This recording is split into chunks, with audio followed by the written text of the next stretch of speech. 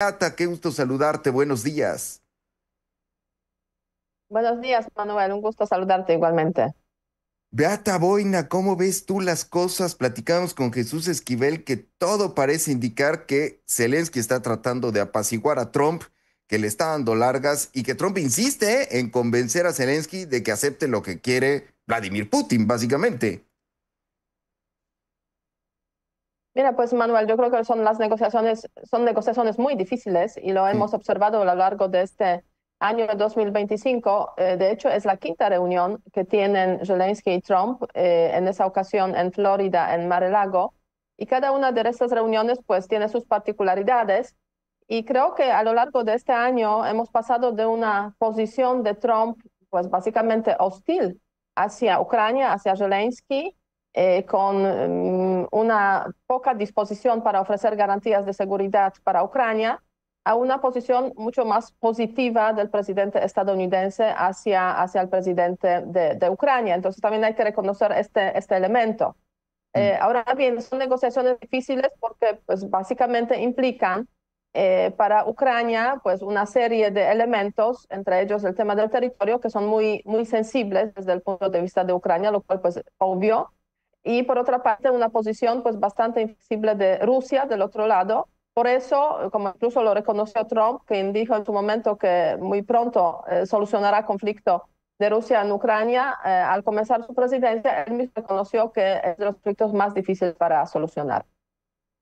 Ahora, el papel de Europa ayer justamente, Beata, en esta reunión que sostuvieron Trump y Zelensky, pues estuvo el tema de las garantías de la posible participación que tenga Europa. Se va a reunir en París muy pronto esta llamada coalición de voluntarios.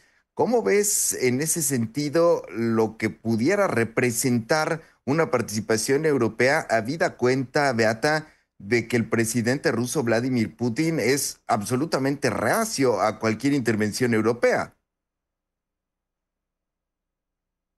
Rusia y el presidente Putin obviamente son reacios a la participación europea, pero sobre todo cuando entendemos por esa participación europea la presencia de las eventualmente Fuerzas Armadas Europeas en el territorio de Ucrania para garantizar la seguridad.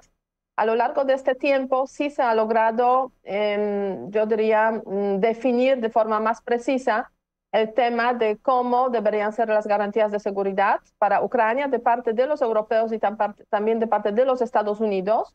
Aunque no tenemos, digamos, expuestos los detalles de esas garantías de seguridad, hoy ya está bastante claro que esas garantías serían muy similares a las garantías que ofrece la Alianza Atlántica, el Tratado de la Alianza Atlántica en su artículo 5, que es una especie de pacto de mosqueteros. Si me atacan, obviamente yo tengo garantías de otros países que son miembros de este pacto. No sería la OTAN, eso está claro, pero serían como acuerdos, tratados, mejor dicho, bilaterales probablemente entre Ucrania, los países europeos y Ucrania, Estados Unidos. Europeos jugarían en ese contexto el papel crucial, sin ninguna duda, pero también hay que reconocer aquí una parte relevantísima que jugarían los Estados Unidos. Y de hecho, esas garantías de seguridad se trata de que participen también los Estados Unidos. Y parece que hasta ahora hay el compromiso de los Estados Unidos de ofrecer esas garantías durante 15 años, lo cual para Ucrania le parece pues un tiempo demasiado corto, y si es cierto, es un tiempo corto. Y está luchando el presidente Zelensky para que esas garantías sean de 30, 40 y hasta 50 años. Entonces también es un punto importante en ese contexto de la negociación. Con los europeos no hay ese problema, básicamente porque los europeos están dispuestos a ofrecer garantías durante, pues, de forma indefinida o durante muchos años, y además sin, digamos, ese elemento.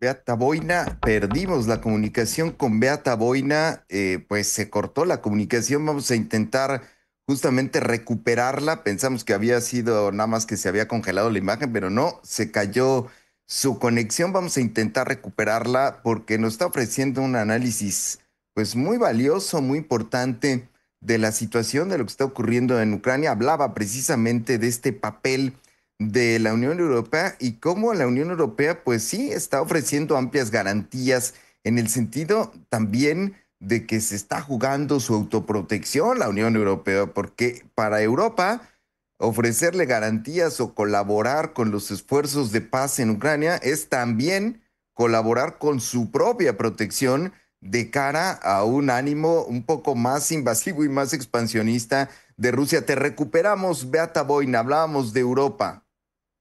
Sí, aquí estoy. Perdón por esta interrupción, pero la verdad es que a veces las circunstancias no son tan fáciles en términos de cobertura.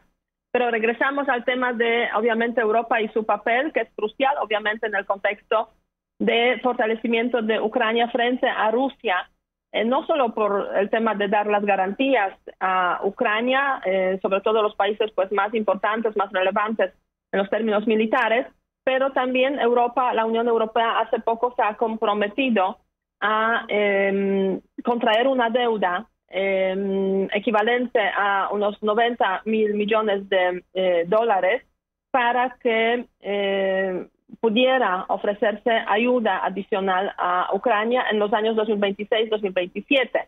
Y eso también, digamos, es el reflejo del papel que juegan los europeos en ese contexto, porque básicamente, pues, del futuro de la guerra de Rusia contra Ucrania y sobre todo del fortalecimiento de ese país, pues depende cómo va a ser el escenario europeo en temas de seguridad, pues, en los próximos años. Efectivamente, más como una autoprotección. Ahora, dos temas clave, dos temas cruciales, Beata, el Donbass, la central nuclear de Zaporilla, dos temas pues de la mayor trascendencia y donde pues yo vislumbro que va a estar muy complicado encontrar un equilibrio, a lo mejor como tú dices, Beata, pues marcando una temporalidad y unos acuerdos que van a ser duraderos en la medida en la que no se alteren estos frágiles equilibrios, ¿no? Va a ser muy complicado y de hecho de la conferencia de prensa que han dado Trump y Zelensky el día de ayer, pues reluce claramente que esos dos temas son puntos problemáticos en los cuales no hay acuerdo. La propuesta para la central nuclear de Zaporozhye, que surgió de los Estados Unidos, es que esa central fuera operada por los tres países, Rusia, Ucrania y Estados Unidos, algo que Rusia no acepta. Rusia actualmente controla, digamos, esa central nuclear, que es tan relevante también para Ucrania en ese contexto. Y en cuanto a Donbass, que está compuesto fundamentalmente de dos partes, Lugansk y Donetsk, pues recordemos que en caso de Lugansk, Rusia prácticamente controla casi todo el territorio, solo 1% queda en manos de Ucrania. Y en caso de Donetsk, Rusia controla unos 75%, entonces 25% queda en manos de Ucrania. Lo que quiere Rusia es que incluso los territorios que no están controlados por Ucrania hoy en día, por Rusia hoy en día, pues se quedan así, sin nada en manos de Rusia, mientras que Ucrania propuso ahí crear una especie de zona económica comercial o zona económica en la cual se desarrollarían los temas económicos, digamos, y donde pues habría control ucraniano, pero al mismo tiempo del otro lado se crearía, controlado por Rusia, una zona también, digamos, económica como común, como una especie de zona de protección. Pero Rusia tampoco acepta este punto y está solicitando, pues, tiene esas solicitudes maximalistas. Entonces, esos dos puntos, por ahí Zelensky presenta de que se solucionarían, se hablaría, mejor dicho, sobre esos dos puntos en la reunión ya, digamos, de más alto nivel, una reunión, digamos, con Rusia, con Ucrania y con la participación de Estados Unidos. Pero queda por ver cuándo ocurriría eso. Las partes están negociando con la intermediación, digamos, de los Estados Unidos y la semana que viene y también, ya en enero va a haber reuniones al respecto. Pero yo creo que va a ser complicado aquí llegar a un acuerdo y eso puede retrasar mucho la negociación. Sí, porque se van a reunir los equipos negociadores la próxima semana, negociadores de Estados Unidos y de Ucrania. Además, se vislumbra una cumbre en Washington para enero con líderes ucranianos, líderes europeos. Trump está diciendo que podría incluso viajar a Kiev si eso ayuda a cerrar el acuerdo. Está pues lo de los europeos, la convocatoria de Macron en París a la coalición de voluntarios a principios de enero, es decir, la hoja de ruta todavía no va a ser tan inmediata como lo ha proclamado el presidente de los Estados Unidos, Donald Trump. Eso sí, sin ninguna duda es cierto. O sea, estamos en el fervor, podríamos decir, de diferentes reuniones de negociación, en los cuales, pues, por una parte hay esa plataforma, digamos, que genera el presidente Trump a través de sus negociaciones o de negociaciones de sus equipos con Ucrania, por una parte, y por Rusia, por otra parte. Y al mismo tiempo la plataforma europea, ¿no? Con los países como Francia, como Alemania, como el Reino Unido. También se suma a veces a esas reuniones Finlandia, Polonia, igualmente Italia participa, y obviamente el presidente Zelensky representando a Ucrania. Y sí, después de cada reunión que tiene Zelensky con Trump, pues crece el número de reuniones posteriores o acompañantes, y el presidente Trump pues lo que intenta es cerrar esa negociación lo antes posible, lo cual pues efectivamente se ha demostrado que ya desde febrero, cuando iniciaron los primeros contactos, hasta hoy han pasado 10 meses, pero yo creo que es una buena señal que sigan las negociaciones, ¿no? En este sentido, se está reflejando que el proceso se van cerrando, digamos, diferentes puntos en esta negociación, y quedan los más difíciles para eventualmente cerrarlos en el futuro. Si comparamos con donde estuvimos el año pasado con el tema de las negociaciones, pues básicamente ni siquiera las partes estaban hablando, digamos, sobre la posibilidad de finalizar la guerra. Hoy ya se está hablando sobre esto, aunque obviamente también son estrategias de las partes, yo diría también estrategias de Rusia en este contexto sobre todo, de retrasar estas negociaciones, poca flexibilidad, y no aceptar algunos puntos que son importantes para Ucrania. Por ejemplo, Rusia no aceptó en ese momento, y eso también es un tema importante, hacer referéndums sobre el futuro de los territorios no ocupados, sobre todo de Donbass.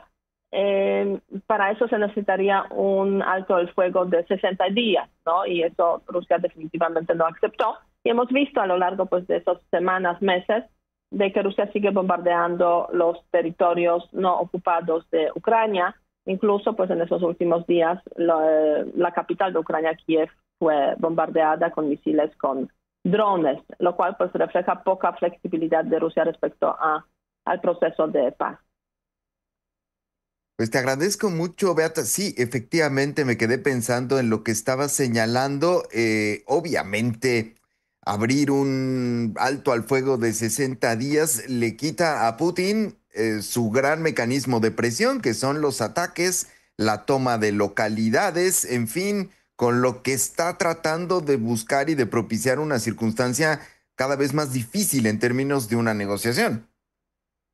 Así es, efectivamente, esa idea de un acuerdo, digamos, precedido por un alto el fuego, fue una idea que se manejó hasta algunos meses, pero muy pronto nos dimos cuenta de que Rusia no lo va a aceptar y puede negociar, pero al mismo tiempo siguen los desarrollos en el frente.